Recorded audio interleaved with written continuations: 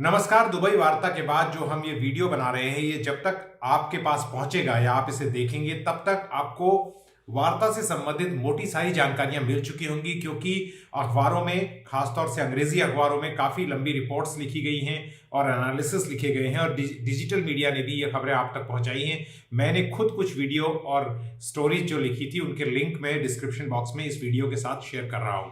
तो आखिर हम ये वीडियो क्यों कर रहे हैं? इस वीडियो को करने का मकसद कुछ महत्वपूर्ण मुद्दों की ओर आपका ध्यान खींचना है।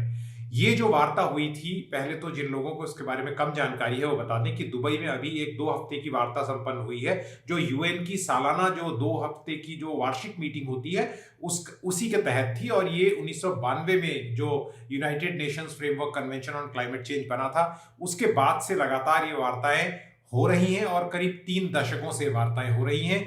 और इनका मुख्य मकसद है कि किस तरह से ग्लोबल वार्मिंग और उसके प्रभाव से लड़ने के लिए कोशिशें की जाए और धरती के तापमान वृद्धि को 1.5 डिग्री सेंटीग्रेड से कम रखा जाए। हालांकि अब ऐसा लगता नहीं कि ये चीज संभव हो पाएगी, लेकिन फिर भी 2030 तक जो 50% के आसपास इमिशंस में कट करना था, उस उद्देश्य को लेकर आखिरी कोशिशें हो रही हैं। और इस कॉप के लिए, इस क्लाइमेट चेंज कॉन्फ्रेंस जिसे कॉप भी कहा जाता है, उसके तहत ये माना जा रहा था कि ये आखिरी मौका है कि किस तरह से धरती पर जीवन को बचाया जा सके। धरती की तापमान वृद्धि को रोकने के लिए पिछले 5 सालों में दुनिया के देशों ने तमाम जो कोशिशें की, उनके आकलन के लिए ये बैठक बुलाई गई थी। ये इसका मुख्य एजेंडा था, जिसे हम ग्लोबल स्टॉक टेक कहते हैं। तो उसके तहत ये एक ऐतिहासिक उपलब्धि मानी जा रही है कि जो सहमति का दस्तावेज बना, उसमें फॉसिल फ्यूल का मेंशन हुआ पहली बार, और ये कहा गया कि इससे ट्रांजिशन अवे करने की कोशिश की जाएगी। तो जानकारी कहते हैं कि ट्रांजिशन अवे जो है, एक तरह से तेल और गैस को लाइसेंस देने जैसी बात है। उसकी वजह क्या है? जो 29वां पैराग्राफ है, 28वें के बाद अगर आप 29वें पैराग्राफ को स्क्रीन पर देख पा रहे होंगे, तो उसमें साफ तौर पर ट्रांजिशन फ्यूल को इस्तेमाल करने की बात कही गई है। अब तेल और गैस को इसलिए ट्रांजिशन फ्यूल कहा जा रहा है कि ये दलील दी जाती है कि कोयले के मुकाबले जो तेल और गैस में ग्रीन हाउस गैस इमिशन या कार्बन इमिशन होता है, वो अपेक्षाकृत कम है। इसलिए जब तक हमारे पास साफ ऊर्जा के सारे विकल्प उपलब्ध नहीं हो जाते, तो ये ट्रांजिशन फ्यूल है। तो पहली बात तो उपलब्धि या विवाद जो भी समझे, वो इस ट्रांजिशन अवे या ट्रांजिशन फ्यूल के नाम पर हुआ।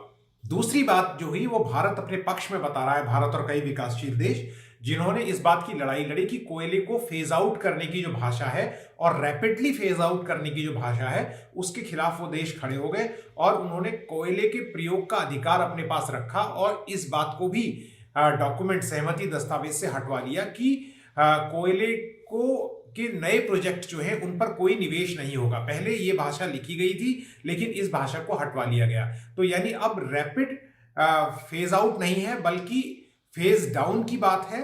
और अनअबेटेड कोल, यानी ऐसे जो कोल का प्रयोग है जिसमें कोई उत्सर्जन को रोकने के लिए प्रयास नहीं किए जा रहे, उसको फेज डाउन करने की बात है। और जो नए प्रयोग, नए जो निवेश या नए बिजली घर या नए माइनिंग जो है कोयले की, उन पर निवेश रोकने की जो बात थी, वो लागू नहीं हुई है। इन 2 बातों के अलावा एक तीसरी बात भी मैं बता दूं, ताकि आपको आगे की बातें समझने में मदद मिले। और तीसरी बात यह है कि इसी वार्ता में एक महत्वपूर्ण बात हुई है जिसे उपलब्धि माना जा रहा है, वो ये है कि वैश्विक ग्रीन एनर्जी, साफ ऊर्जा, रिन्यूएबल एनर्जी की क्षमता को 3 गुना करने की बात है, ट्रिपलिंग द आरई और doubling the energy efficiency. Energy efficiency का मतलब होता है कि जब आप सेम वेल्थ पैदा कर रहे हैं, यानी $100 के बराबर अगर आप वेल्थ पैदा करते हैं और एक आदमी उसके लिए कम कार्बन इमिशन करता है और दूसरा ज्यादा करता है जो कम कार्बन इमिशन कर रहा है, तो वो एनर्जी एफिशिएंट है। तो ऐसी एनर्जी एफिशिएंसी पैदा करने की कोशिश की जाएगी, उसको अभी की जो क्षमता है उसका डबल किया जाएगा। लेकिन हमारा सवाल यहां पर कोयले को लेकर है। भारत और तमाम विकासशील देश, चाहे वो साउथ एशिया के देश हो या चाइना हो, जिस भाषा को अपनी जीत बता रहा है, वो भाषा क्या जलवायु परिवर्तन के लिए और जिम्मेदार नहीं बन जाएगी? ये महत्वपूर्ण बात मैं इसलिए कह रहा हूं क्योंकि पहले ही अमेरिका, रशिया और जितने भी गल्फ कंट्रीज हैं, यानी जितने ओपेक देश हैं, वो तेल और गैस के कारोबार को बढ़ा रहे हैं। और ये एक तरह से कह सकते हैं कि झूठी दलील दे रहे हैं कि ये ट्रांजिशन फ्यूल है और कम उत्सर्जन करेगा और इससे इतना नुकसान नहीं होगा जलवायु परिवर्तन की दिशा में। लेकिन अगर तेल और गैस का अंधाधुंध इस्तेमाल बढ़ा दिया जाए तो फिर बात वहीं पहुंच जाती है, इसलिए पहले ही हम खतरे में हैं। अब कोयले के इस्तेमाल की बात जो की जा रही है गरीब देशों द्वारा, विकासशील देशों द्वारा, वो इसलिए कि कोयला आसानी से उपलब्ध है, एक सस्ता फ्यूल है, और पहले से इन देशों के, दक्षिण एशिया के देशों, भारत हो, चाइना हो या छोटे देश हो, उनके यहाँ कोयला एक ईंधन के रूप में इस्तेमाल हो रहा है। तो उन लोगों का कहना है कि हमें अपनी अर्थव्यवस्था को बढ़ाने के लिए, अपने यहाँ एनर्जी नीड्स के लिए और गरीबी मिटाने के लिए कोयले की जरूरत है।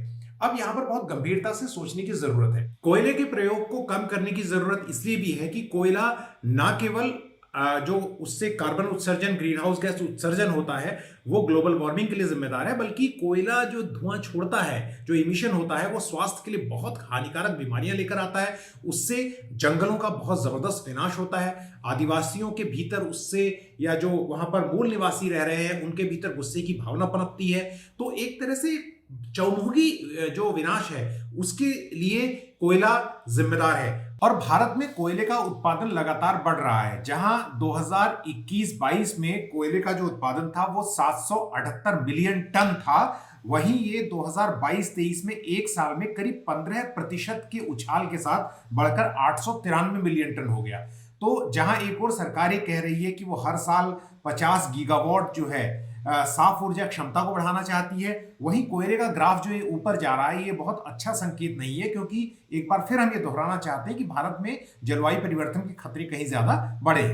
अब भारत की अगर आप एनर्जी बास्केट देखते हैं तो भारत की भी टोटल इंस्टॉल्ड पावर कैपेबिलिटी जो है, कैपेसिटी जो है, वो 426 गीगावाट है, 4,26,000 मेगावाट। इसमें से 56% जो है वो थर्मल पावर है, जिसमें ज्यादातर कोयला होता है। तो ये 56% थर्मल पावर जो है, यानी कोयले से पैदा होने वाली, इसमें कुछ गैस और का भी हिस्सा है और बाकी चीजों का भी हिस्सा है, लेकिन ज्यादातर कोयला है 50% से ज्यादा। तो ये 56% एनर्जी जो हम कह रहे हैं कि जीवाश्म ईंधन है, ये कैपेसिटी में है। बाकी जो 44% है उसमें ज्यादातर क्लीन एनर्जी है, जिसमें सोलर है, हाइड्रो है, विंड है, स्मॉल हाइड्रो की मैं बात कर रहा हूं। लेकिन हमारी इंस्टॉल्ड पावर कैपेबिलिटी में कोयले का हिस्सा और थर्मल पावर का हिस्सा केवल 56% है। लेकिन जब एनर्जी प्रोडक्शन की बात आती है तो 75% हमारी ऊर्जा की जरूरतें जो हैं वो पूरी होती हैं कोयले से। तो ऐसे में सवाल उठता है कि क्या ऐसा नहीं है कि हम थर्मल पावर या कोयले को ओवर एक्सप्लॉइट कर रहे हैं, और ग्रीनर सोर्सेज जो हैं या जो कम नुकसान पहुंचाने वाले सोर्स हैं उनको अंडर एक्सप्लॉइट कर रहे हैं। भारत की जो पीक डिमांड है वो 200 गीगावाट या 225 गीगावाट से ज्यादा नहीं रहती है, और भारत के पास सोलर और विंड को ही मिला ले तो वो 116 गीगावाट के आसपास, इसके 50% के आसपास तो भारत की जरूरत केवल ग्रीन एनर्जी से पूरा हो सकती है। हम ये बात को मानते हैं कि हर जगह ग्रीन एनर्जी जो है, अभी टेक्नोलॉजी इतनी विकसित नहीं हुई है कि हर वक्त उपलब्ध नहीं है, और कई सेक्टर ऐसे हैं जहां पर साइंस इतनी डेवलप नहीं है कि ग्रीन एनर्जी से वो काम चला ले। तो कोयला और तेल और गैस अभी हमारी एनर्जी की जरूरतों का हिस्सा रहेगा, लेकिन अंडर एक्सप्लॉयटेशन ग्रीन एनर्जी और कोयले पे जो अतिरिक्त या बहुत ज्यादा निर्भरता है वो क्लाइमेट चेंज के प्रभावों को बढ़ाएगी। ये बात हमें समझने की है। और जो आप कह रहे हैं, यानी जो दस्तावेज में कहा जा रहा है कि 3 गुना रिन्यूएबल एनर्जी करना, एनर्जी एफिशिएंसी को दोगुना करना, उसका कोई मतलब नहीं रह जाता अगर कोयले का प्रयोग बढ़ता रहे। तो ऐसे में सॉल्यूशन क्या है? सॉल्यूशन यह है कि कोयले के प्रयोग को घटाया जाए। घटाया जाए तो बढ़ाया किसको जाए? तो हमारे पास 110 गीगावाट या 115 गीगावाट के आसपास क्लियरली उससे ज्यादा सोलर और विंड है, और भारत के बहुत एम्बिशियस प्लान है। भारत सरकार खुद कहती है कि वो 50 गीगावाट यानी 50,000 मेगावाट हर साल अगले कुछ सालों में ग्रीन एनर्जी की क्षमता को बढ़ाएगी। तो बढ़ा रही है तो इसका मतलब उसका इरादा इस्तेमाल करने का भी होगा।